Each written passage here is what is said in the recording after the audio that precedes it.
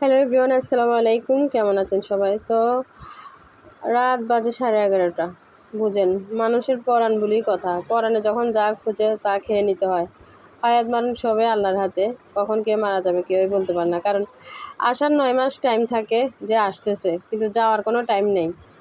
যাওয়া হচ্ছে আপনার চোখের পলকে চলে যাইতে হবে আপনাকে। কখন আল্লাহ হুকুম করে চলে যাওয়ার জন্য ওইভাবে চলে যেতে হবে। যাই হোক, তো আমি আপনাদেরকে বলি যে আমার বিরিয়ানি খেতে ইচ্ছা করছিল রাত বাজে 11:30।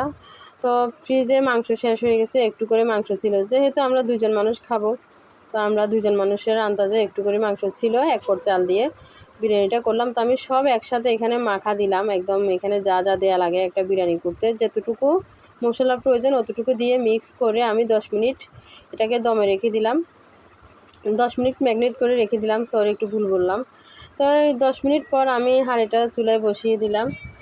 তো 10 মিনিট